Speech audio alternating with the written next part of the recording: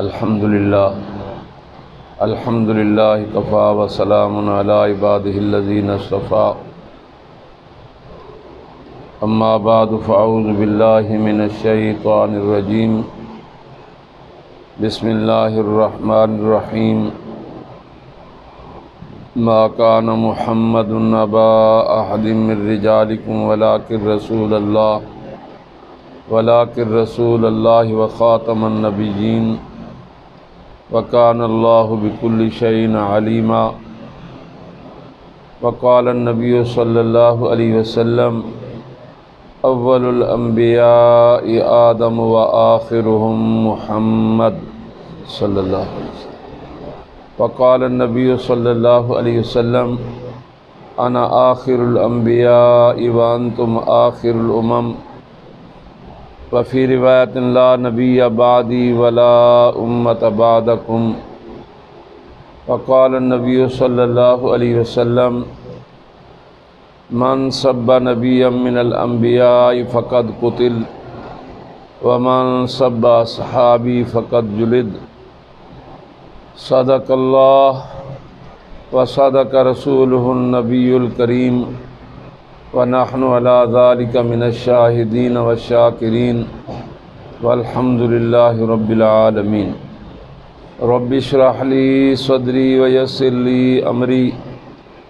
واحلل عقدۃ من لسانی یفقہوا قولی رب زدنی علما وارزقنی فہما سبحانک لا علم لنا الا ما علمتنا انک انت العلیم الحکیم۔ درود شریف پڑھ لیجیے۔ اللہم صلی علی محمد وعلی آل محمد کما صلیت علی ابراہیم وعلی آل ابراہیم انک حمید مجید۔ اللہم بارک علی محمد وعلی آل محمد کما بارکت علی ابراہیم وعلی آل ابراہیم انک حمید مجید۔ جن حضرات نے درود پاک پڑھا ہے ان سے درخواست ہے کہ 6 انچ آگے ہو جائیں تاکہ بعد میں آنے والے حضرات کے لیے بھی بیٹھنے کی جگہ مل سکے۔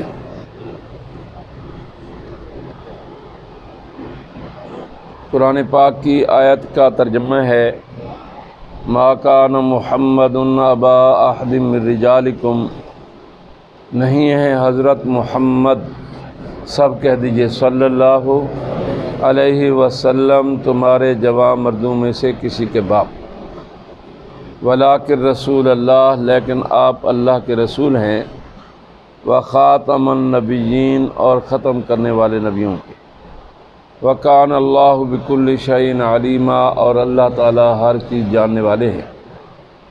سرور دو عالم صلی اللہ علیہ وسلم کے ارشادات گرامی پڑھے۔ آقا ارشاد فرماتے ہیں اول الانبیاء آدم، تمام نبیوں میں سے پہلے نبی حضرت آدم علیہ السلام ہیں، وآخرهم محمد، اور آخری نبی حضرت محمد الرسول اللہ، آواز نہیں آ رہی، صلی اللہ علیہ وسلم ہیں۔ آپ سب حضرات جانتے ہیں اول اسے کہتے ہیں جس سے پہلے کوئی نہ ہو، اور آخر اسے کہا جاتا ہے جس کے بعد کوئی نہ ہو۔ اور پھر ایک اور حدیث پاک پڑھی، آقا ارشاد فرماتے ہیں انا آخر الانبیاء، میں نبیوں میں سے آخری ہوں، وانتم آخر الامم، تم امتوں میں سے آخری، لا نبی بعدی ولا امت بعدکم، میرے بعد نبی کوئی نہیں اور تمہارے بعد امت کوئی نہیں۔ اور رحمت عالم صلی اللہ علیہ وسلم نے فرمایا من سب نبی من الانبیاء فقد قتل، جو آدمی اللہ کے نبیوں میں سے کسی بھی نبی کی شان میں گستاخی کرے اسے قتل کر دیا جائے۔ ومن سب اصحابی، میں جو میرے صحابہ کرام پر سب و شتم کرے، زبان تان دراز کرے، بکواسات کرے، فقط جلدا، اسے کوڑے لگائے جائے، اسے ڈنڈے لگائے جائے۔ میرے محترم دوستو،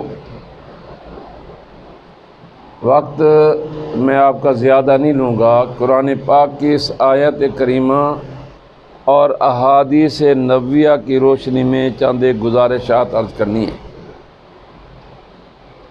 پہلی گزارش تو یہ ہے کہ سب سے پہلے نبی حضرت آدم علیہ السلام ہیں اور سب سے آخری نبی حضرت محمد الرسول اللہ صلی اللہ علیہ وسلم ہیں۔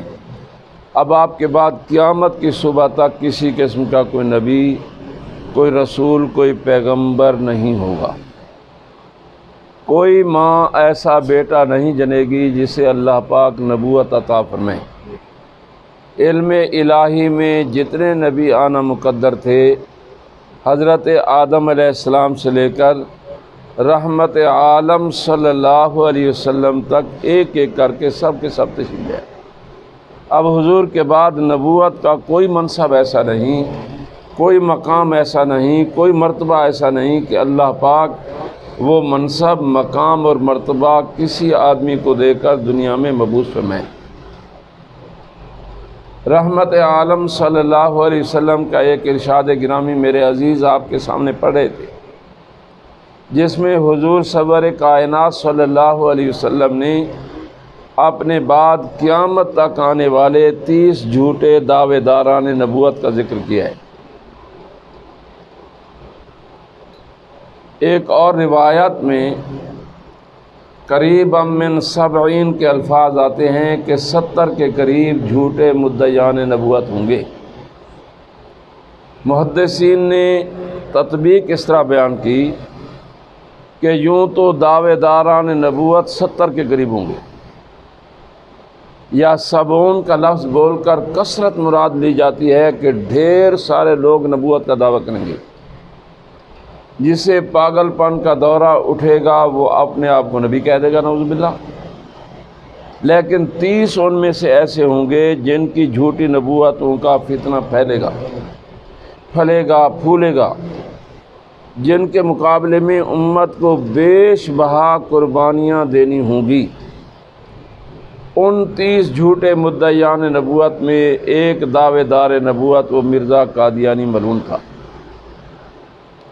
ہمارے شاہ جی سید عطا اللہ شاہ صاحب بخاری سب کہہ دیجئے رحمۃ اللہ علیہ سے کسی نے سوال کیا کہ نبی کون ہوتا ہے، نبی کے شرائط کیا ہیں؟ شاہ جی نے مسکرا کے فرمایا پہلی شرط ہے کہ شریف آدمی ہے، جبکہ مرزا قادیانی شرافت کے معیار پر پورا نہیں اترتا تھا۔ قادیانی لٹریچر یہ کہتا ہے کہ مرزا قادیانی شراب پیتا تھا، جو شراب پیے وہ اللہ کا نبی، بولو۔ مرزا قادیانی ایک حوالے کا ذمہ دار ہوں۔ مرزا قادیانی غیر محرم عورتوں سے مٹھی چاپی کراتا تھا، جسم دبواتا تھا۔ جو غیر محرم عورتوں سے بدن دبوائے وہ شریف انسان نہیں ہو سکتا۔ مرزا قادیانی لیٹرین میں جاتا، پانی کا لوٹا بھر کر رکھنے والی غیر محرم عورت، بجلی نہیں تھی رات کو پنکھا جلنے والی غیر محرم عورت، جو غیر محرم عورتوں میں گھرا رہے وہ شریف انسان نہیں ہو سکتا۔ مرزا قادیانی نے مختلف دعوے کیے، کبھی آپ نے آپ کو مجدد کہا، کبھی آپ نے آپ کو امام مہدی کہا، کبھی آپ نے آپ کو مسیح موعود کہا، کبھی مثیل مسیح کہا، کبھی ذلی نبی کہا، کبھی بروزی نبی کہا، کبھی غیر تشریح نبی کہا۔ ہمارے مولانا عبدالشکور دین پوری رحمۃ اللہ علیہ فرمایا کرتے تھے، لوگ کہتے ہیں وہ ذلی تھا، میں کہتا ہوں شیخ چلی انگریز کی بلی تھا۔ لوگ کہتے ہیں نبی تھا، میں کہتا ہوں غبی تھا۔ لوگ کہتے ہیں رسول تھا، میں کہتا ہوں فضول تھا۔ آپ دنیا ہمارے استاد محترم فاتح قادیان مولانا محمد حیات رحمۃ اللہ علیہ 14 سال قادیان میں رہ کر پاکستان بننے سے پہلے ان کا مقابلہ کرتے تھے۔ فرمایا کرتے تھے آپ دنیا کی غلیظ ترین گالی مرزے کو نکالیں، میں اس کی کتابوں سے ثابت کروں گا۔ اس فتنے کے خلاف الحمدللہ میرے اور آپ کے بزرگوں نے سال ہا سال جد و جہد کی ہے، اور اس طویل ترین جد و جہد میں جیلوں میں گئے، ہتھ کڑیاں پہنی، بیڑیاں پہنی، پھانسی کے پھندوں کو چوم کر اپنے گلے میں ڈال لیا۔ 1953 کی تحریک ختم نبوت میں 10,000 مسلمانوں نے رحمت عالم صلی اللہ علیہ وسلم کے لیے اپنی جانیں قربان کیں۔ وقت نہیں، میں تفصیلات میں نہیں جانا چاہتا، ایک واقعہ عرض کرتا ہوں۔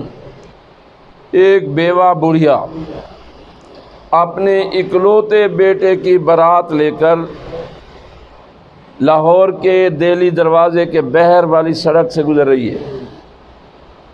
دہلی دروازے کے بحر پارک ہیں، پارک میں گولیاں چل رہی ہیں، لوگ دھڑا دھڑ اپنے سینے کھول کر کے اپنی جانیں قربان کر رہے ہیں۔ اس بڑھیا نے پوچھا، یہ گولیاں کیوں چل رہی ہے اور یہ لوگ کیوں اپنے آپ کو قربان کر رہے ہیں؟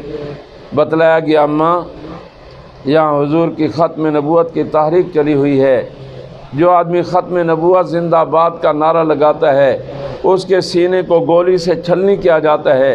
اللہ اس اماں کی قبر پر کروڑوں رحمتیں نازل فرما۔ اس اماں نے اس بیٹے کو جس کی بارات لے کر جا رہی ہے، جو دلہا کے لباس میں جا رہا ہے، اسے بلایا، سینے سے لگایا، پیشانی کو چوما، رخساروں کو بوسہ دے کر کہنے لگی، بیٹا تو چھوٹا سا تھا، تجھے معلوم ہے تیرا باپ مر گیا، میں نے لوگوں کے گھروں میں ان کے برتن مانجے، ان کے غلیظ چیتھڑے دھوئے، ان کے گھر جھاڑو پھیرے، تجھے پالا پوسا جوان کیا۔ آج جی یہ چاہتا تھا کہ شام کو میرے گھر میری بہو آئے، میری نو آئے، لیکن بیٹا یہاں آ کر میں نے پروگرام تبدیل کر لیا۔ جاؤ ختم نبوت زندہ باد کا نعرہ لگا کر ہمیشہ کے لیے حضور پر قربان ہو جاؤ۔ تاجدار ختم نبوت، تحفظ ختم نبوت، مجاہدین ختم نبوت، شہدائے ختم نبوت۔ اس نوجوان نے یہ نہیں کہا کہ میری ماں کا دماغ خراب ہو گیا، یہ مینٹلی اپسیٹ ہو گئی۔ کوئی ماں یوں اپنے بیٹے کو موت کے منہ میں نہیں دھکیلتی۔ وہ نوجوان جاتا ہے، ختم نبوت، تاجدار ختم نبوت زندہ باد کا نعرہ لگاتا ہے، گولی آتی ہے، سینے کو چیر کر باہر نکل جاتی ہے، وہ نوجوان گرتا ہے، تڑپنے لگ جاتا ہے، بڑھیا دوڑ کر جاتی ہے، اپنے شہید ہونے والے بیٹے کے خون کا چلو لے کر آسمان کی طرف پھینکتے ہوئے کہتی ہے، پروردگارا اور تو کوئی نیکی نہیں تھی، یہ ایک بیٹا تھا جو تیرے محبوب کی ختم نبوت کے لیے قربان کر رہا۔ ایسے بے شمار واقعات ہوئے۔ ایک واقعہ اور عرض کرتا ہوں۔ اللہ اکبر کبیرہ، ایک نوجوان بغل میں بستہ دبائے ہوئے جا رہا ہے اور لاہور کے مال روڈ پر جہاں گولیاں چل رہی تھی اس طرف جا رہا ہے۔ کسی نے کہا، برخوردار یہ راستہ جامعہ پنجاب کی طرف نہیں جاتا، جامعہ مدنیہ، جامعہ اشرفیہ کی طرف نہیں جاتا، یہ راستہ تو موت کی طرف جاتا ہے۔ اس نوجوان نے کتابیں پھینک دیں، کہا آج تک کتابیں پڑھی ہیں، آج کتابوں پر عمل کرنے کے لیے جا رہا ہوں۔ میرے محترم دوستو، بظاہر وہ تحریک گولی سے دبا دی گئی، 10,000 مسلمانوں کو شہید کیا گیا اور تمام قائدین گرفتار کر دیے گئے۔ سال کے بعد رہائی ہوئی۔ ہمارے شاہ جی سید عطا اللہ شاہ صاحب بخاری رحمہ اللہ جا رہے تھے، کسی افسر نے کہا، شاہ جی میرے 2 سوال ہیں۔ فرمایا کیا؟ کہ ایک سوال یہ ہے کہ اتنی بڑی تحریک چلائی، 10,000 لوگ شہید ہوئے، میرا سوال یہ ہے کہ 10,000 شہدائے ختم نبوت کے خون کا ذمہ دار کون ہے؟ دوسرا سوال یہ ہے کہ اتنی بڑی قربانی کے باوجود آپ کی تحریک ناکام کیوں ہوئی؟ شاہ جی نے جواب میں فرمایا، جہاں تک 10,000 شہدائے ختم نبوت کے خون کا تعلق ہے، میں عطا اللہ شاہ بخاری ذمہ داری کے ساتھ کہتا ہوں، میں دنیا میں بھی ان کے خون کا ذمہ دار ہوں، قبر میں بھی ان کے خون کا ذمہ دار ہوں، میدان محشر میں بھی ان کے خون کا ذمہ دار ہوں۔ جتنے لوگ شہید ہوئے میرے کہنے کی وجہ سے شہید ہوئے نہیں، قیامت تک جتنے حضور کی ختم نبوت کے لیے شہید ہوں گے سب کے خون کا ذمہ دار عطا اللہ شاہ بخاری ہے۔ میں جہاں تک دوسرے سوال کا تعلق ہے کہ اتنی بڑی تحریک ناکام ہوئی، توجہ فرمائیے، میں نے مسلمانوں کے دلوں کے زمین میں ایک ٹائم بم چھپا دیا ہے، جو وقت مقررہ پر پھٹے گا دنیا کائنات کی کوئی طاقت مسلمانوں کے غیظ و غضب سے قادیانیوں کو نہیں بچا سکے گی۔ کلندر ہاتھ گوید دیدہ گوید، اس مرد کلندر نے 1954 میں یہ بات کہی، ٹھیک 20 سال کے بعد وہ ٹائم بم پھٹا، ربوی گنڈوں کے ہاتھوں پھٹا، جیسے میرے عزیز آپ کو بتلا رہے تھے۔ 29 مئی 1974 کو ہمارے نشتر میڈیکل کالج ملتان کے طلباء 21 مئی کو جا رہے تھے۔ قادیانیوں کی عادت خبیثہ یہ تھی کہ وہ لٹریچر تقسیم کرتے، احمدیت زندہ آباد کے نعرے لگاتے، مرزا غلام احمد کی جے کے ہندوانہ نعرے لگاتے۔ انہوں نے 21 مئی کو نعرے لگائے، جب انہوں نے کہا احمدیت زندہ آباد، طلباء نے کہا قادیانیت مردہ آباد، انہوں نے کہا مرزا غلام احمد کی جے، طلباء نے کہا مرزا قادیانی پر لعنت بے شمار، اس طرح نعرے لگائے۔ قادیانی یہ برداشت نہ کر سکے۔ دیکھیں 1970 کے الیکشن میں قادیانی جماعت نے من حیث الجماعت پاکستان پیپلز پارٹی کی حمایت کی، افرادی قوت بھی مہیا کی اور پیسہ بھی دیا، اور مرزائی جماعت کا چوتھا جو ہیڈ تھا مرزا طاہر احمد، وہ جناب ذوالفقار علی بھٹو اور قادیانی جماعت کے درمیان رابطہ تھا۔ جب یہ طلباء نے نعرے لگائے، اب مرزا طاہر ملتا ہے جناب ذوالفقار علی بھٹو کو کہ بھٹو صاحب، یہ طلباء گزرتے ہوئے انہوں نے ہمارے حضور کی توہین کی ہے، ہمارے حضور کو گالیاں دی ہیں۔ ذوالفقار علی بھٹو بہت قائم انسان تھا، بہت ذہین آدمی تھا۔ انہوں نے کہا مرزا طاہر تو بالکل پاگل ہے، تیرے کو چند چھوکرے نہیں سنبھالے گئے۔ وہ یہ سمجھا کہ بھٹو بھی چاہتا ہے انہیں سزا ملنی چاہیے۔ 29 مئی کو جب یہ طلباء واپس آئے تو ہاکیوں کے ساتھ، ہنٹروں کے ساتھ، لاٹھیوں کے ساتھ ٹوٹ پڑے اور ان طلباء کو ادموا کر دیا۔ پھر اللہ پاک نے فضل فرمایا، تحریک اٹھی اور مسجد کے محراب و منبر سے اڑنے والی آواز الحمدللہ اسمبلی میں پہنچی، سینٹ میں پہنچی۔ اسمبلی میں ہمارے حضرت مولانا مفتی محمود موجود تھے، مولانا غلام غوث ہزاروی موجود تھے، مولانا عبدالحق اکوڑا خٹک موجود تھے، مولانا نعمت اللہ کوہاٹ سے موجود تھے، علامہ شاہ احمد نورانی کراچی سے موجود تھے، مولانا ظفر احمد انصاری بھی کراچی سے تھے، پروفیسر غفور احمد بھی کراچی سے تھے۔ غارزے کے تحریک چلی اور جناب ذوالفقار علی بھٹو نے قومی اسمبلی کو جیوری کی حیثیت قرار دیا، عدلیہ کی حیثیت قرار دیا، خصوصی کمیٹی قرار دے کر قادیانی جماعت کے لاٹ پادری مرزا ناصر احمد کو بلایا۔ نہیں، مرزا ناصر احمد نے خود درخواست دی کہ جناب یہ ہمارے خلاف کیس چل رہا ہے، ہمارے خلاف اسمبلی میں بات ہو رہی ہے، ہمیں اپنا موقف بیان کرنے کا وقت دیا جائے۔ چنانچہ گورنمنٹ نے مرزائی جماعت کے لاٹ پادری مرزا ناصر احمد کو بلایا۔ مرزا ناصر احمد جب آیا تو ہمارے علماء نے اس پر دلائل کی دنیا میں تابڑ توڑ حملے کیے۔ مرزا ناصر برداشت نہ کر سکا، اس نے اسپیکر سے کہا کہ میں مفتی محمود کے سوالوں کا جواب نہیں دوں گا، میں مولانا غلام غوث علامہ شاہ احمد نورانی ان علماء کے سوالوں کا جواب نہیں دوں گا۔ اسپیکر ہمارے ملتان سے تعلق رکھتے ہیں صاحبزادہ فاروق علی خان، اس نے کہا مرزا صاحب یہ اسمبلی عدلیہ کی حیثیت اختیار کر چکی ہے، وزیر اعظم کے حکم سے یہ سارے جج بیٹھے ہیں، جج جو چاہے سوال کرے، آپ پابند ہیں ان کے سوالوں کے جواب کے۔ اس نے کہا پھر نہیں آتا، پھر میں نہیں آتا۔ ہمارے حضرات نے کہا ہمیں کوئی شوق نہیں۔ الحمدللہ عالمی مجلس تحفظ ختم نبوت نے اپنی ساری لائبریری ملتان سے اسلام آباد گورنمنٹ لاجز میں مولانا مفتی محمود کے کمرے میں منتقل کر دی۔ ہمارے استاد محترم فاتح قادیان، مولانا محمد حیات، مولانا عبدالرحیم اشر، مولانا منظور احمد چنیوٹی اور مولانا تقی عثمانی، مولانا سمیع الحق شہید غارزے کے ہمارے علماء کرام رات کو تیاری کراتے اور دن کو یحییٰ بختیار گرجتا، اور اللہ پاک اس کی قبر کو ٹھنڈا کرے۔ اس نے مسلمانوں کی وکالت کا حق ادا کر دیا۔ چنانچہ اس کا انٹرویو ہمارے پاس موجود ہے۔ کہتا ہے ایک دن مجھے پرائم منسٹر ہاؤس سے فون آیا کہ یحییٰ کہاں ہوں؟ میں نے کہا آفس میں۔ کہا تمہیں بھٹو صاحب یاد کریں۔ میں بھاگ وزیر اعظم ہاؤس گیا، دیکھا کہ بھٹو صاحب کے چہرے کا رنگ اترا ہو۔ میں نے کہا سر کیا ہوا؟ کہنے کہ ابھی مرزا ناصر احمد آیا تھا، وہ کہتا تھا آپ کا اٹارنی جنرل مجھے کافر قرار دلوانے پر تلا ہوا ہے۔ یحییٰ بختیار کہتے ہیں کہ بجائے اس کے کہ میں قرآن پاک سے دلائل دیتا، احادیث نبویہ سے دلائل دیتا، فقہ اسلامیہ سے، میں نے کہا بھٹو صاحب، وہ کہتا ہے ذوالفقار علی بھٹو کافر ہے، وہ کہتا ہے پیپلز پارٹی والے سارے کافر ہیں، وہ کہتا ہے مسلم لیگ والے کافر ہیں، جمعیت علماء والے کافر ہیں، جماعت اسلامی والے کافر ہیں، وہ کہتا ہے دیوبندی کافر، بریلوی کافر، مقلد کافر، غیر مقلد کافر، شیعہ کافر، سنی کافر، یہ ہم سب کو کافر قرار دیتا ہے۔ اب بھٹو صاحب آپ فرمائیں، یا ہم سب کافر ہوں گے، یہ اکیلا یہ کافر ہوگا؟ بقول یحییٰ بختیار بھٹو صاحب نے 5-7 بڑی بڑی گالیاں لڑکائیں، بڑے بڑے مندے ٹکا کے کڈو کہ یہ سور کا بچہ کافر ہوگا، ہم کافر کیوں بنے؟